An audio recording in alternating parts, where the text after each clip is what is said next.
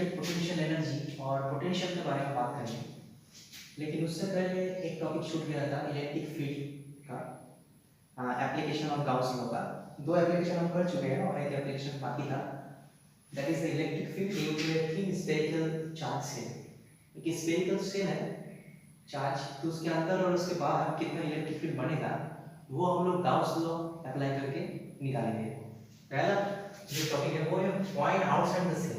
मान लेते हैं कि हमारे पास एक ऐसा सेल है, स्फेरिकल सेल मतलब अंदर कुछ नहीं है ऐसा, तो इसमें चार्ज है, ऐसे इसमें क्या है, चार्ज इसमें डिस्ट्रीब्यूट हुआ है उसके सरफेस पे। स्फेरिकल सेल का सरफेस है जिसमें चार्ज है। टोटल चार्ज हम मान लेते हैं कि Q charge is distributed over the surface. एक पॉइंट लेते हैं जो आउटसाइड द सेल है, मतलब यहाँ पे पॉइंट लेते हैं, मान लेते हैं कितना डिस्टेंस दूरी पे है वो मान लेते हैं हम लोग। इसका रेडियस मान लेते हैं कि इसका रेडियस है r, और हम लोग स्मॉल r डिस्टेंस दूरी पे एक बाहर वाला एक पॉइंट है, एक पॉइंट यहाँ पे इलेक्ट्रिक फील्ड कितना होगा वो हम लोग को निकालना है। तो गाउस लॉ एप्लीकेशन हम लोग कर ले हैं, तो फाई निकालना होगा इलेक्ट्रिक फील्ड, मतलब उसका फ्लक्स निकालना होगा। तो गाउस लॉ को अप्लाई करने से पहले हम लोग को क्या करना पड़ेगा, क्लोज सरफेस कंसीडर करना पड़ेगा जिसका नाम गाउसियन सरफेस है। तो गाउसियन सरफेस ऐसा होना चाहिए जो सरफेस ए वाला पॉइंट से पास करेगा। दो नंबर 2, इलेक्ट्रिक फील्ड क्या होना चाहिए, सरफेस के साथ परपेंडिकुलर या फिर पैरेलल होना चाहिए। नंबर 3, वो सिमेट्रिक होना चाहिए ताकि हम लोग इंटीग्रेशन इजी से कर सके। ठीक है, तो ये वाला जो पॉइंट है मान लेते हैं कि थोड़ा सा क्लोज लेते हैं, ये वाला पॉइंट है इसमें इलेक्ट्रिक फील्ड कैलकुलेट करना है। तो गाउसियन सरफेस क्या होगा, एक स्फेरिकल सेल गाउसियन सरफेस होगा, वो वाला हमको कंसीडर करना पड़ेगा। Consider the Gaussian surface and spherical shell which is passing through the required point, okay, whose center are coincide with the center of the cell और उसका दोनों के सेंटर सेम है। ऐसे हम लोग उसको ढक के एक स्फेरिकल सेल कंसीडर कर सकते हैं। अब फाइंड करना है फाई का मतलब क्या होता है, electric field vector dot area vector, छोटा एरिया वेक्टर और उसके साथ इंटीग्रेशन होगा था क्लोज सरफेस। अब देखो ई और डीएस दोनों के बीच का एंगल कितना है, मान लेते हैं कि यहाँ पे एक सरफेस एरिया लेते हैं, सरफेस, इसमें इलेक्ट्रिक फील्ड देखो इधर होगा, ठीक होगा कि इलेक्ट्रिक फील्ड आ गया फ्रॉम द बॉडी, और एरिया वेक्टर क्या होगा वो भी इधर ही होगा। डीएस वेक्टर क्या होगा, इधर होगा। क्यों होगा, कि एरिया इज ऑलवेज परपेंडिकुलर, यहाँ पे परपेंडिकुलर है तो ऐसे होना चाहिए। तो इलेक्ट्रिक फील्ड वेक्टर और एरिया वेक्टर दोनों का बीच का एंगल क्या होगा, 0 है। तो मतलब हम लोग क्या लिख सकते हैं, ई डीएस cos 0, उसका इंटीग्रेशन करना होगा। ठीक है, हम देखते हैं कि ई डीएस है, उसका इंटीग्रेशन करना है। अब यहाँ पे ई जो है वो इंटीग्रेशन से बाहर हम लोग ला सकते हैं। कांस्टेंट जो टर्म होता है उसका डिफरेंशिएशन और इंटीग्रेशन नहीं होता, ये हम लोग पहले बात कर चुके हैं। तो यहाँ पे इलेक्ट्रिक फील्ड जो है वो तो कांस्टेंट है, क्यों, कैसे कांस्टेंट है, इस सरफेस के हर एक जगह पे इलेक्ट्रिक फील्ड सेम होना चाहिए, होगा कि नहीं होगा, क्योंकि देखो ए वाला पॉइंट यहाँ से कितना दूरी पे है, ए वाला पॉइंट यहाँ से उतना ही दूरी पे है, मतलब हर एक प्लेस r डिस्टेंस दूरी पे है। तो r डिस्टेंस पे रहने वाला जो भी पॉइंट है सरफेस के ऊपर, जो गाउसियन सरफेस हम कंसीडर किए हैं, हर एक पॉइंट का डिस्टेंस सेम है, मतलब उसका इलेक्ट्रिक फील्ड भी सेम होना चाहिए। इसीलिए इलेक्ट्रिक फील्ड को बाहर निकाल सकते हैं, सिर्फ इंटीग्रेशन के अंदर क्या रहेगा, सरफेस दिया रहेगा। इंटीग्रेशन का मतलब क्या होता है, समेशन होता है। तो एक छोटा एरिया है, उस जितना भी छोटा एरिया है, छोटा छोटा छोटा सबको मिला के समेशन करेंगे तो टोटल सरफेस एरिया आ जाएगा, कितना रहेगा, e into 4 pi r square। r is the radius of the small r surface area of Gaussian surface। Phi निकल गया। अब फाई निकल गया तो हम लोग गाउस लॉ लगा सकते हैं कि phi equals to q enclosed by epsilon 0। Phi का वैल्यू हो गया e into 4 pi r square। q enclosed मतलब जितना चार्ज इसके अंदर है, तो इस सरफेस के अंदर कितना है, पूरा चार्ज ही है, q 5 epsilon 0। यहाँ से निकल जाएगा electric field equals to q by 4 pi epsilon 0 r square। मतलब ऐसे भी लिख सकते हो कि 1/4 pi epsilon 0 q r square, मतलब इसको हम लोग ऐसे भी लिख सकते हैं कि k q by R square के मतलब क्या होता है 1/4 होता है, ऐसे भी हम लोग लिख सकते हैं। तो ये हो गया electric field due two things with बाहर वाला पॉइंट में क्या होगा, ये बाहर वाला हो गया point inside point. Inside point में देख लेते हैं, इनसाइड पॉइंट में उसका क्या होगा। तो इनसाइड पॉइंट में मान लेते हैं कि ये वाला स्फेरिकल सेल है, इसके चार्ज है इसके ऊपर, और एक अंदर का एक पॉइंट है यहाँ पे, मान लेते हैं कि 8 डिस्टेंस दूरी पे यहाँ पे एक पॉइंट है, उसमें इलेक्ट्रिक फील्ड कितना है वो निकालना है हम लोग को। ये वाला रेडियस कितना है, रेडियस तो कैपिटल आर। तो यहाँ पे अगर इलेक्ट्रिक फील्ड निकालना है तो हम लोग को क्या करना पड़ेगा, गॉसियन सरफेस कंसीडर करना पड़ेगा, सिमेट्रिकल सेल जो भी प्रॉपर्टी होता है उसको मेंटेन करके, और इजी करना होगा ताकि इंटीग्रेशन इजीली हो सके। तो हम लोग क्या करेंगे, हाँ रेडियस के गॉसियन सरफेस स्फेरिकल सेल का एक गॉसियन सरफेस कंसीडर करेंगे ऐसे उसके अंदर ही। तो इसमें फ्लक्स क्या होगा, तो इसमें फ्लक्स एक ही तरह से हम लोग निकालेंगे, वो क्या हो जाएगा, एक ही तरह से निकालना है E डॉट ds, मतलब यहाँ पे ds लेंगे तो ds वेक्टर भी इधर होगा, सॉरी इसमें क्या होगा electric field dot ds vector, ऐसे इंटीग्रेशन होगा। इंटीग्रेशन नहीं करना है यहाँ पे, इजी हो जाएगा। यहाँ पे जो चार्ज इनक्लोज है क्यू इनक्लोज वो कितना है, वो 0 है। ये वाला सबसे इंपॉर्टेंट चीज है, क्योंकि इसका जो चार्ज है वो तो इसके ऊपर है सरफेस, तो अंदर वाला पॉइंट में अगर हम लोग गॉसियन सरफेस कंसीडर कर रहे हैं तो इसके अंदर तो कोई चार्ज नहीं है, वो तो स्फेरिकल सेल है, उसके अंदर तो कुछ है ही नहीं। तो इसके अंदर जो सरफेस हम लोग छोटा सरफेस कंसीडर किया, उसके अंदर उसके सरफेस के जो गॉसियन सरफेस उसके अंदर कोई चार्ज नहीं, बाहर है तो उसके अंदर 0 हो गया। तो गॉस लॉ लगा देंगे, गॉस लॉ मतलब phi q enclose by epsilon 0। तो q इनक्लोज क्या हो गया 0, मतलब ये वाला डायरेक्ट काम क्या होगा 0 हो जाएगा। तो E डॉट ds वाला इंटीग्रेशन करने का जरूरत नहीं है, दाएं तरफ 0 होगा। तो E डॉट ds मतलब जो भी होगा इलेक्ट्रिक फील्ड को 0 होना ही है, मतलब E भी मस्ट बी इक्वल्स टू 0। दाएं तरफ 0 मतलब E 0 होगा, ds तो 0 नहीं हो सकता तो E 0 होगा। तो इनसाइड पार्ट में क्या हो जाएगा 0, बाहर वाला पार्ट में क्या हो जाएगा k q bar square. Surface में क्या होगा एट सरफेस में क्या हो जाएगा, स्मॉल r की जगह हम लोग अगर r पुट कर देंगे, स्मॉल r की जगह अगर सरफेस मतलब धीरे धीरे क्रॉस आएंगे आपको सरफेस, तो क्या हो जाएगा इक्वल्स टू हो जाएगा k charge by radius square capital R। Just r equals to capital R हम लोग पुट कर दिया, कोई भी डेरिवेशन करने की जरूरत नहीं है। उसके बाद हम लोग इलेक्ट्रिक स्टैटिक पोटेंशियल एनर्जी उसके बारे में थोड़ा सा बात करेंगे। इसको थोड़ा सा देख लेते हैं। अब हम बात कर लेते हैं थोड़ा सा इलेक्ट्रोस्टैटिक पोटेंशियल एनर्जी और पोटेंशियल के बारे में। पोटेंशियल एनर्जी के बारे में तो आप लोगों को मालूम है कि मैकेनिकल एनर्जी दो टाइप का होता है, एक तो होता है काइनेटिक एनर्जी और एक होता है पोटेंशियल एनर्जी, ठीक है। अब हम लोग इसको समझने से पहले हम लोग ग्रेविटी का एग्जांपल लेते हैं। ग्रेविटी में हम लोग देख चुके हैं कि मान लेते हैं कि हमारे पास एक बॉडी को यहाँ पे रखा हुआ है, तो यहाँ पे अगर बॉडी को रखा हुआ है मतलब ग्राउंड पर रखा हुआ है, तो उसका हाइट कितना है, ग्राउंड से 0 है, मतलब इसका पोटेंशियल एनर्जी कितना है 0। इसको थोड़ा सा ऊपर उठा दिया, कितना हाइट में उठा दिया h हाइट में, h a हाइट में उठा दिया, एक पॉइंट में लेके गया यहाँ से यहाँ गया, तो इसका पोटेंशियल एनर्जी क्या हो जाएगा mgh हो जाएगा। फिर इसको थोड़ा सा और उठा दिया, उसको हाइट को और थोड़ा सा बढ़ा दिया और h b कर दिया, तो उस टाइम उसका एनर्जी क्या हो जाएगा mgh b हो जाएगा। तो हम लोग यहाँ से यहाँ तक गए और यहाँ से यहाँ तक गया, तो उसका एनर्जी क्या हो गया बढ़ गया, ठीक है, पोटेंशियल एनर्जी उसका बढ़ गया।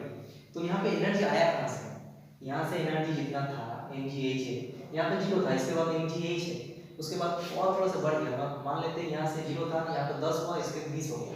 तो 20 जो आया वो कहाँ से आया, एनर्जी तो कहीं से भी नहीं आ सकता ना। तो एनर्जी को कैसे किसने दिया, मैंने दिया। मैंने जो इस बॉडी को यहाँ से यहाँ तक लिफ्ट किया, तो हमको क्या करना पड़ेगा, काम करना पड़ेगा। वो इजीली यहाँ से यहाँ नहीं जा सकता है, उसको ऐसे ग्रेविटी उसको नीचे खींच रहा है और मैं उसको ऊपर उठाना चाहता हूँ, तो वो क्या हम क्या करेंगे, उसको ऐसे खींचेंगे और उसको ऐसे ले जाएंगे। तो यहाँ से यहाँ तक जो हम उसको लेके गए, जो काम किया है, वर्क डन किया है, वही एनर्जी के एज ए एनर्जी इसमें स्टोर हो जाएगा, ठीक है, मतलब वर्क डन क्या होता है, work done is a means of transferring energy from one body to another body. Work done का नॉर्मल फॉर्मूला क्या है, फोर्स डॉट डिस्प्लेसमेंट, वो तो फॉर्मूला है, लेकिन उसका फिजिकल मीनिंग क्या है, वर्क डन का मीनिंग है कि हम लोग एक बॉडी से दूसरा बॉडी हम लोग एनर्जी ट्रांसफर कर सकते हैं with the help of work done. ठीक है, और एक बात याद रखना है कि जो काम करता है उसका एनर्जी रिड्यूस हो जाता है, और जिसके ऊपर काम किया जाता है उसका एनर्जी गेन हो जाता है।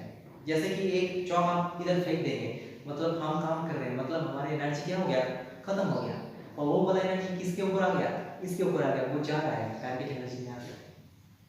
हम साइकिल चला रहे हैं, मेरा एनर्जी क्या हो गया, खत्म हो गया, और साइकिल की एनर्जी गेन हो रहा है। ठीक है, मतलब मेरा एनर्जी एक बॉडी से, मतलब मेरे से उस बॉडी में चला गया, साइकिल में चला गया, तो वो कैसे गया, काम कर थ्रू द वर्क डन। तो work done is the means of transferring energy. तो एक बात याद रखना है कि work done by the external force, इसको याद रखना है, is equal to change in energy. बाहर वाला कोई आदमी या कोई एजेंट जितना काम करेगा, सिस्टम में एनर्जी उतना ही बढ़ जाएगा। एक सिस्टम आराम से बैठा हुआ है, सिस्टम मतलब एक दो बॉडी हो सकता है, कई सारा बॉडी हो सकता है, तो उसका कुछ एनर्जी है, तो बाहर से अगर कोई काम करेगा तो उसका एनर्जी क्या हो जाएगा, बढ़ जाएगा, चेंज हो जाएगा, उसका एनर्जी चेंज हो जाएगा। कितना चेंज होगा, जितना वर्क रहेगा। एक सिस्टम का एनर्जी 10 जूल है, बाहर से हम उसके ऊपर 10 जूल काम किया तो उसका एनर्जी क्या हो जाएगा, 20 हो जाएगा। तो जितना चेंज होगा दैट इज इक्वल टू क्या होगा, W external. So W external is delta E, work done by the external is equal to change in energy, मतलब उसका एनर्जी चेंज होना है।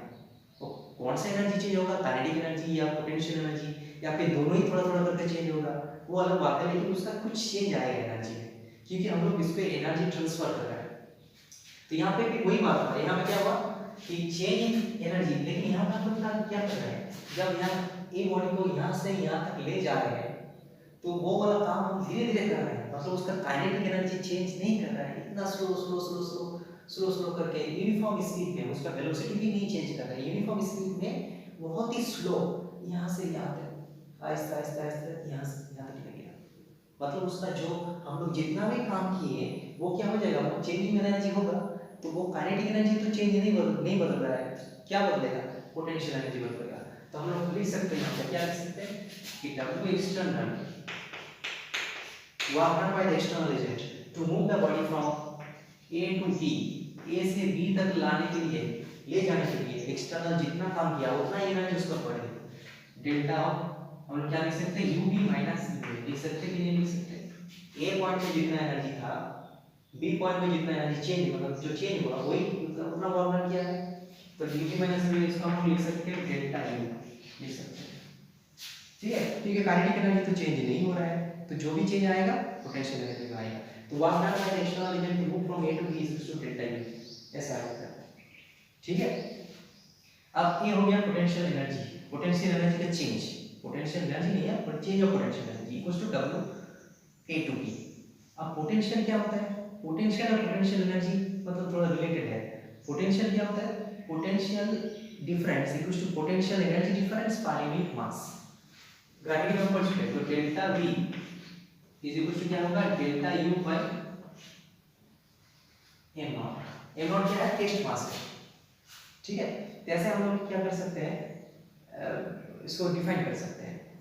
ठीक है, तो हम लोग इसको डिटेल में यहाँ पे डिटेल नहीं जा रहे हैं, हम लोग डायरेक्टली इलेक्ट्रोस्टैटिक पोटेंशियल एनर्जी के बारे में बात कर रहे हैं। तो इलेक्ट्रोस्टैटिक पोटेंशियल एनर्जी क्या होगा, इलेक्ट्रोस्टैटिक पोटेंशियल एनर्जी क्या होगा, यहाँ पे देखते हैं कि डेल्टा V क्या हुआ, delta U by m naught हो गया। ठीक है, मतलब यहाँ पे जो इक्वेशन मिला, वो क्या मिला कि delta V is equal to delta U, ये वाला डेफिनेशन है, by m naught. Delta U को क्या है, VB minus VA is equal to UB minus UA by m naught, ऐसा आ गया।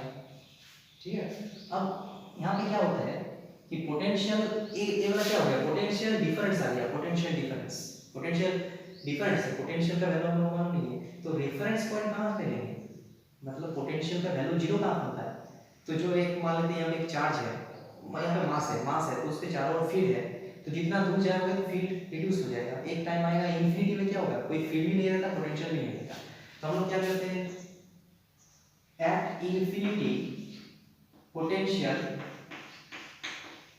क्या होता है, जीरो होता है। इसलिए हम लोग क्या लेते हैं, जो ए वाला पॉइंट है उसको ए पॉइंट को हम लोग इंफिनिटी मान लेते हैं और बी वाला पॉइंट एक आर मान लेते हैं। मतलब कुछ भी एक पॉइंट में हम लोग को पोटेंशियल चाहिए तो वो वाला हम लोग क्या करेंगे, ऐसे ऐसे ना लिखते हैं, इसे तो लिखते हैं W external A to B, ठीक है।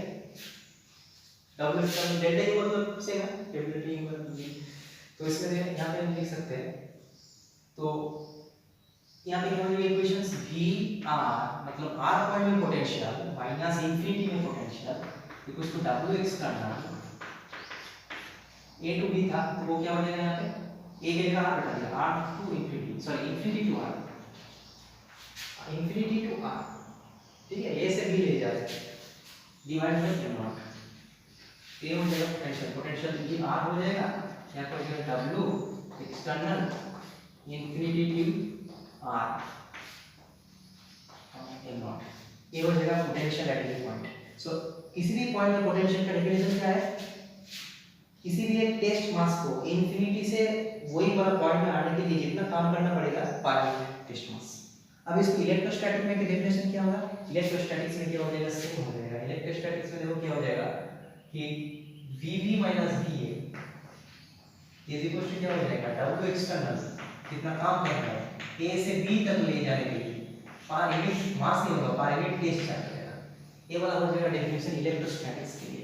तो यहाँ पे भी सेम फंडा है, A की जगह बैठा देंगे इंफिनिटी और B की जगह बैठा देंगे R, कुछ भी पॉइंट R, तो VR माइनस V इंफिनिटी, तो वो क्या हो जाएगा W एक्सटर्नल इंफिनिटी से लेके R तक जाएंगे और उसको Q0 से डिवाइड करा देंगे, तो ये हो जाएगा VR, और VR कितना होगा, VR V इंफिनिटी क्या होता है, तो 0 होता है ना, तो VR निकल गया W external infinity to R पर Q0। तो potential at any point on the field, उसका डेफिनेशन क्या होगा, किसी भी टेस्ट मास को, टेस्ट चार्ज को इंफिनिटी से लेकर वो वाला पॉइंट में जहां पे हम पोटेंशियल कैलकुलेट करना चाहते हैं उसमें लाने के लिए जितना काम करना पड़ेगा पर यूनिट टेस्ट मास, वही है उसका पोटेंशियल। या फिर हम लोग ये भी बोल सकते हैं कि एक यूनिट पॉजिटिव टेस्ट मास को या टेस्ट चार्ज को एक यूनिट पॉजिटिव टेस्ट चार्ज को तो Q0 ऑफ 1 बैठा देंगे, इंफिनिटी से लेके R तक लाने के लिए जितना काम करना पड़ेगा वही है उसका पोटेंशियल। तो लिख सकते हैं, क्या लिख सकते हैं, potential at any point on the field, potential at any point on the field is defined as work done by external agent, work done by the external agent to bring a unit positive charge, मतलब Q naught के हम लोग क्या बैठा देंगे 1 unit positive charge, test charge लिखने से direct बढ़िया होगा, unit positive test charge from infinity to that point, ठीक है। तो फंडा क्या है, फंडा है कि work done is equal to change in energy. तो यहाँ पे काइनेटिक एनर्जी हम लोग नहीं बढ़ा रहे हैं, मतलब work done equal to change in energy. So W external A to B equal to क्या होगा, UB माइनस UA, और UB माइनस UA उसके लिए हम लोग क्या लिख सकते हैं, W external A to B लिख सकते हैं डेल्टा U, और डेल्टा V क्या होता है, potential difference, potential difference is equal to potential energy difference पर unit mass in the case of gravitation. And electrostatic में क्या होता है, potential is equal to potential energy पर यूनिट चार्ज। तो वही वाला हो गया पोटेंशियल एनर्जी पर यूनिट चार्ज की, तो potential difference PV minus VA equals to UB minus UA which is equals to W external A to B पर Q0। तो वहां से हम लोग A को इंफिनिटी डाल देंगे कि इंफिनिटी में पोटेंशियल 0 होता है, और किसी भी पॉइंट जो कि B की जगह R डाल देंगे तो उसका क्या हो जाएगा, उस जगह का पोटेंशियल मिल जाएगा, ये वाला 0 हो गया। सो इंफिनिटी टू R आने के लिए उसको जितना काम करना पड़ेगा पर यूनिट चार्ज, वही क्या हो गया उस जगह का पोटेंशियल। अब हम लोग एक पॉइंट चार्ज के लिए उसका पोटेंशियल निकालेंगे।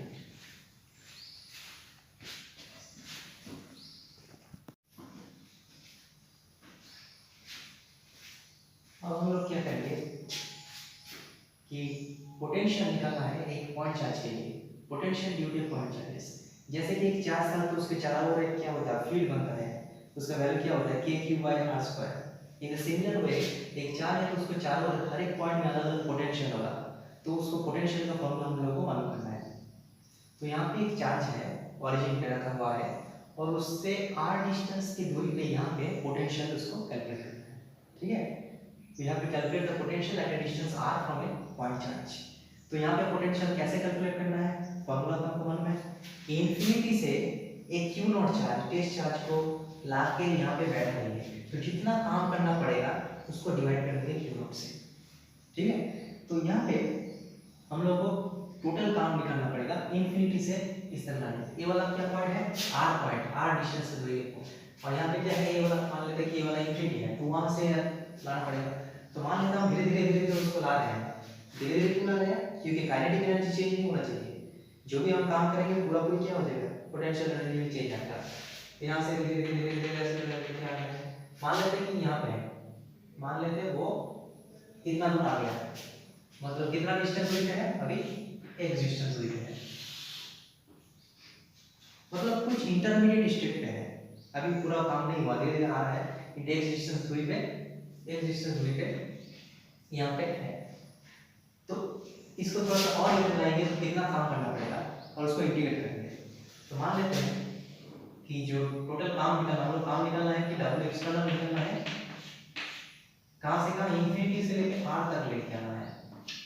तो यहाँ पर हमको क्या करना पड़ेगा, force dot displacement, external force vector dot displacement vector, displacement मतलब इधर हम जा रहे हैं उसको इंटीग्रेट करना पड़ेगा। इंटीग्रेट क्यों कर रहे हैं हम लोग, डायरेक्ट देखो यहाँ पे हम लोग फोर्स डॉट डिस्प्लेसमेंट डायरेक्ट हम पूरा एक डिस्टेंस में डिस्प्लेसमेंट नहीं बढ़ा सकते हैं, क्योंकि वहाँ पे जो फोर्स है ना वो वेरिएबल है, k3/r², मतलब डिस्टेंस वाइज उसका इलेक्ट्रिक फील्ड सब चेंज होता है।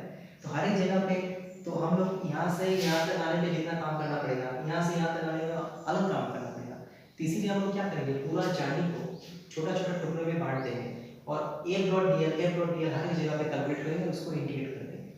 अब एक एक्सटर्नल फोर्स इधर लग रहा है, यहाँ पे जो चार्ज है q नॉट चार्ज, जिसको हम लोग ऐसे ला रहे हैं, तो इसको क्या कर रहे हैं, ये वाला q जो फोर्स चार्ज है वो इसको इधर पुश करेगा, और हम इसको जोड़ करके इधर ला रहे हैं, मतलब हम एक्सटर्नल फोर्स किधर लग रहा है, इधर, और एक्सटर्नल फोर्स के डिस्प्लेसमेंट किधर हो रहा है, इधर जा रहा है, इधर फोर्स भी लग रहा है इधर, ठीक है। हम लोग इंटरनल फोर्स के बारे में बात नहीं कर रहे हैं, हम लोग एक्सटर्नल फोर्स के बारे में बात कर रहे हैं, मतलब जो हम लगा रहे हैं बाहर से, काम कौन कर रहा है, बाहर से हम लगा रहे हैं, बाहर वाले हम इधर लेके आ रहे हैं।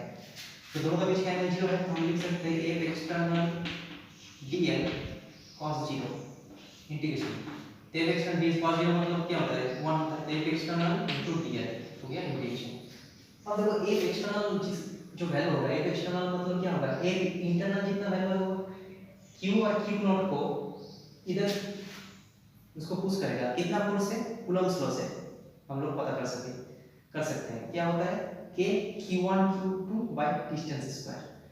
तो यहाँ पे क्या होगा, यहाँ पे हम लोग लिख सकते हैं k मतलब 1/4 q not by distance square, Coulomb's law से। डिस्टेंस अभी कितना है, x है, x लेकिन यहाँ पे dl है, हम लोग काम कर रहे हैं x से, तो dl और x में क्या रिलेशन है, देखो dl मतलब इधर डिस्टेंस और x मतलब इधर distance, x is the distance away from origin, positive x axis से अलोंग जो डायरेक्शन है वो x है, और इधर क्या है dl, मतलब इधर से इधर हम जाएंगे तो x डायरेक्शन, इधर जाएंगे वो a डायरेक्शन, डिस्प्लेसमेंट का डायरेक्शन। दोनों के बीच का रिलेशन क्या है, वेरी सिंपल, इधर थोड़ा सा डिस्टेंस जाने का मतलब है इधर थोड़ा सा डिस्टेंस जाना, लेकिन नेगेटिव साइन,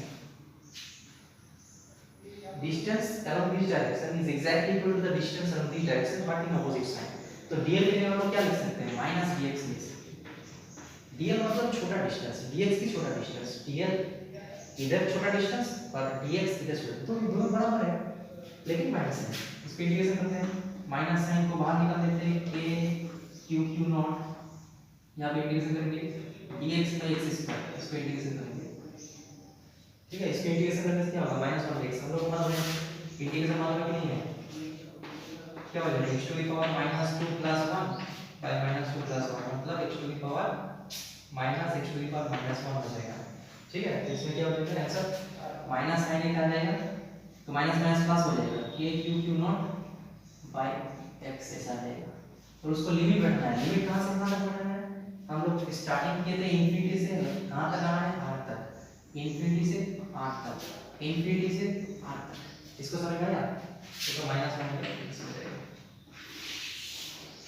अच्छा, इसको लिमिट बैठाने के लिए क्या हो जाएगा, देखो लिमिट बैठाने के रूल्स है, जब आंसर आता है इंटीग्रेशन का तो ऊपर वाला लिमिट पहले बैठाया जाता है माइनस नीचे वाला लिमिट बैठाया जाता है, किसके प्लेस में, वेरिएबल के प्लेस में। यहाँ पे वेरिएबल क्या है x, क्या बैठाने दो k q q नॉट, एक बार बैठाएंगे r, एक बार बैठाएंगे इन्फिनिटी, 1 बाय इन्फिनिटी क्या होता है 0 होता है, तो यहाँ पे फाइनल आंसर क्या आ जाएगा, फाइनल आंसर यहाँ से हम यहाँ पे लिख देते हैं, जगह यहाँ जगह लिखते हैं, तो यहाँ पे क्या हो जाएगा k q q नॉट बाय r ऐसा हो जाएगा। ये क्या हो गया, एक्सटर्नल वर्क हो गया इन्फिनिटी से r तक। तो वर्क निकल गया, तो पोटेंशियल क्या होगा, पोटेंशियल का मतलब है इन्फिनिटी से r तक लाने के लिए जितना काम करना पड़ेगा by q not, q not cut जाएगा तो क्या हो जाएगा k q बाय r, मतलब 1 बाय 4 पाई ऐसा 0 q बाय, ये वाला हो गया पोटेंशियल एट r का formula k q by r। Electric field क्या था k q by r square, यहाँ पे क्या है k q बाय r, और इसका यूनिट क्या होता है वोल्ट होता है, उसका यूनिट था न्यूटन पर कूलम, यहाँ पे वोल्ट होता है। एक एग्जांपल देख लेते हैं, मान लेते हैं कि यहाँ पे चार्ज किया हुआ है 2 माइक्रो कूलम, इससे 2 सेंटीमीटर दूरी पे यहाँ पे पोटेंशियल कैलकुलेट करना है, तो क्या होगा equal to k q by r square, तो k की जगह 9 × 10 टू द पावर 9 होता है, q की जगह 2 माइक्रो कूलम में कन्वर्ट कर देना पड़ता है, r मतलब 2 सेंटीमीटर, तो 2 सेंटीमीटर मतलब 2 × 10 टू द पावर -2 मीटर, उसका होल स्क्वायर, तो क्या हो जाएगा देखो 9 × 10 to the power 9, 2 × 10 to the power -6, यहाँ पर हो जाएगा 4 × 10 टू द पावर -4, तो यहाँ पे क्या हो जाएगा 18/4 × 10 टू द पावर 13 - 6 7। ठीक है, इसको कुछ ऐसा आएगा, इसका आंसर क्या होगा वोल्ट में आएगा। ऐसे हम लोग किसी पोटेंशियल निकाल सकते हैं कि so this is the derivations, वो एग्जाम में आता है, इलेक्ट्रिक फील्ड का डेरिवेशन भी आता है और पोटेंशियल का डेरिवेशन भी आता है। Okay, so this is all about electrostatic potentials.